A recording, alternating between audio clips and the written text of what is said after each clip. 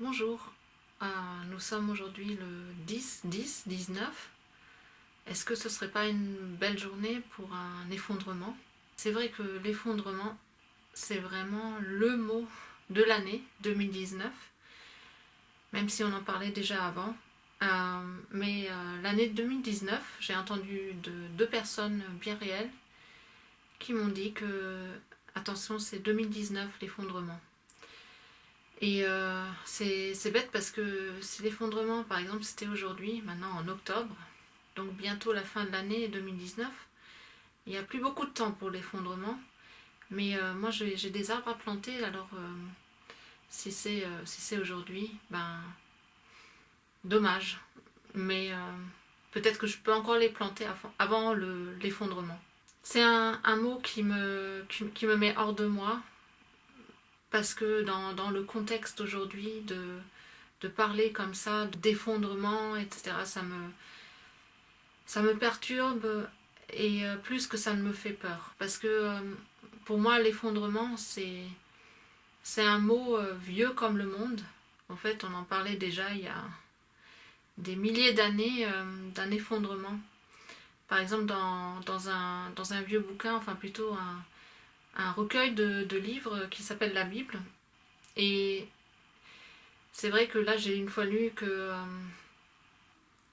il était question d'un colosse au pied d'argile. En fait, un certain Daniel, dit donc un prophète qui avait su interpréter le rêve d'un roi à Babylone, qui était très troublé par le rêve qu'il avait fait.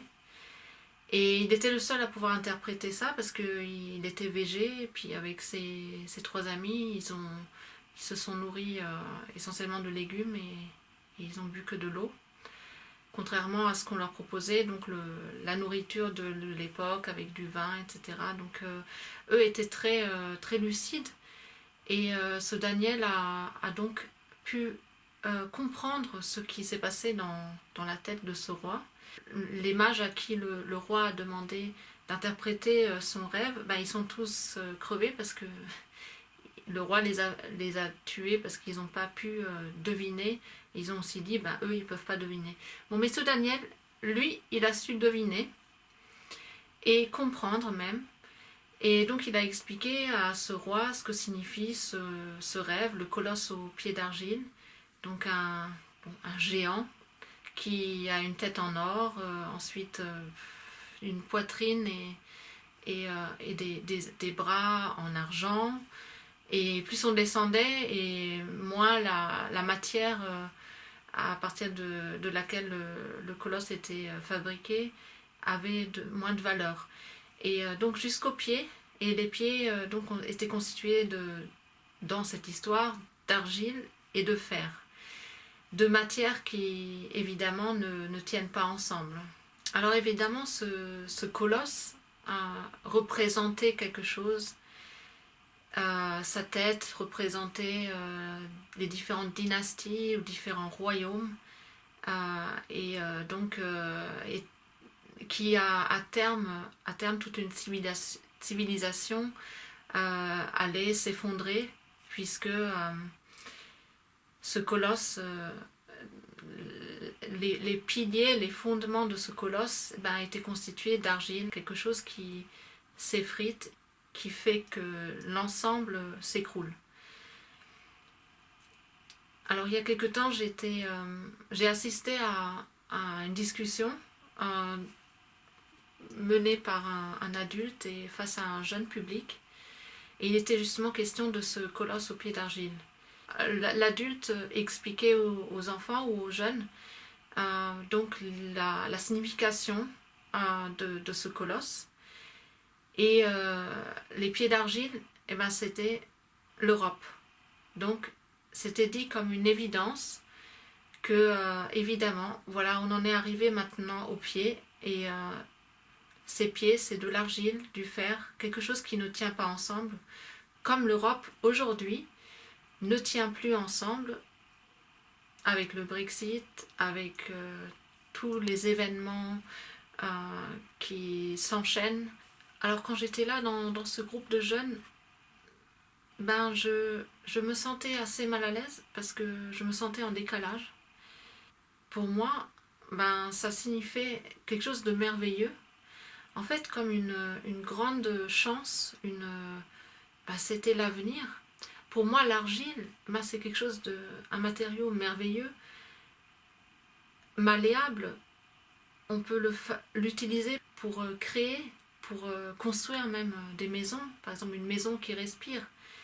C'est un matériau fabuleux qui est presque gratuit, ou gratuit on va dire, qui a de nombreux bienfaits, et donc encore une fois il est vraiment gratuit, il est disponible en grande quantité, et on le redécouvre de plus en plus actuellement. Donc non seulement je me sentais en décalage, mais aussi j'étais horrifiée parce que un adulte racontait à des jeunes, genre bah oui c'est fini là, c'est la fin du monde, l'Europe est en train de s'écrouler, vous voyez bien, tous les signes sont là, tout est là pour indiquer qu'il y aura un effondrement bientôt. Et je me suis dit, ben voilà, c'est ça ce qu'on leur dit, on leur présente ça comme avenir. Et donc j'étais vraiment horrifiée par ce que j'entendais. Et alors oui, ça me fait penser à ce qui se passe actuellement. Des prophètes, il y en a toujours eu, et puis il y en aura toujours. Enfin, les soi-disant prophètes. Et par contre, les prophètes aujourd'hui, déjà, ils n'ont plus à craindre qu'ils vont être tués par un roi qui leur demande d'expliquer son rêve ou d'interpréter. Alors donc, ils sont d'un à cœur joie. On les trouve partout, dans des conférences. Ils disent ce qu'ils pensent, ils avertissent, ils font peur, et ils ont beaucoup de succès aussi. Ils sont beaucoup écoutés, ils apparaissent partout en fait. Donc moi ce que je vois, c'est énormément de prophètes partout qui parlent de l'effondrement prochain, très prochainement.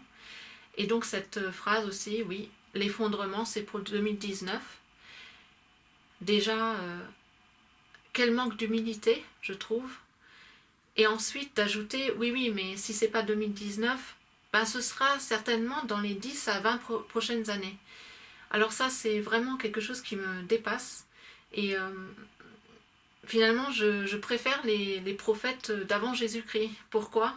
Parce que eux, au moins, ils étaient un peu plus professionnels. Voilà, ils étaient quelque part sûrs de leur coup.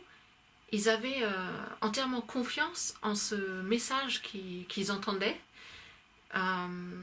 Et ils avaient cette humilité même de ne pas comprendre en fait ce qu'ils sont en train de transmettre, parce que eux étaient plutôt des messagers, des transmetteurs, et ils ne se mettaient pas en avant comme aujourd'hui c'est le cas chez les prophètes modernes. Ils se mettaient donc pas en avant, ces anciens prophètes, mais au service. Et aussi, ils avaient une autre compréhension de l'espace-temps par rapport à aujourd'hui, où les prophètes vêtus d'une blouse de laboratoire de scientifiques qui nous balancent tout plein de faits, de chiffres, de courbes ascendantes, descendantes. Ils étaient simplement là pour passer un message et pour faire avancer les gens. Mais la date ou de dire une année, ça c'est quelque chose de tellement humain. Et combien de fois les gens se sont ils ont foncé contre un mur parce qu'ils ont dit une date. Oui, 2012 par exemple, hein, aussi l'effondrement, la fin du monde. Alors oui, l'effondrement c'est une catastrophe, et si c'est pour bientôt, ben c'est pour bientôt, mais il faut avoir l'humilité de dire on ne sait pas. je suis absolument pas dans le déni parce que en tant que personne hypersensible, je ressens des choses, trop de choses. Je ressens ce qui se passe autour de moi et je ressens aussi ce qui se passe en moi. Je ressens les changements dans la société. Je subis aussi énormément de choses. Et je suis très consciente de l'extrême complexité de la situation.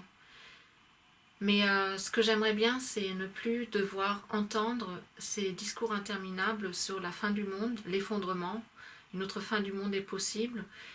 Parce que je trouve que ces prophètes modernes, là, avec leurs discours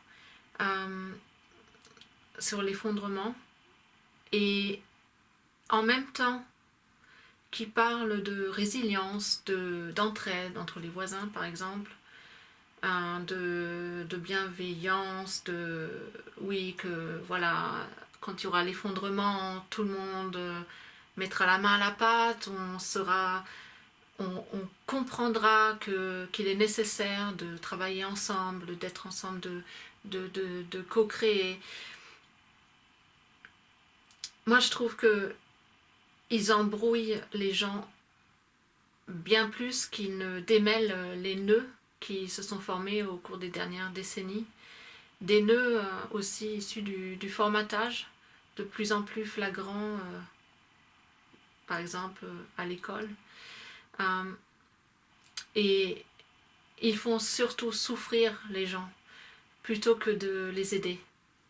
Oui, parce que dire aux gens que le monde va s'écrouler et qu'il est temps qu'ils fassent le deuil du monde qu'ils ont connu jusqu'à présent, et en même temps de parler de happy collapse pour dire que oui, voilà, la chance que c'est aussi, c'est une chance, et bien ça vraiment, ça fait extrêmement souffrir les gens. Certains ne le savent pas encore, mais c'est des choses que nous, hypersensibles, on ressent. Alors il est souvent question aussi de collapsologie, ça aussi c'est le mot peut-être de l'année 2019 ou des années précédentes.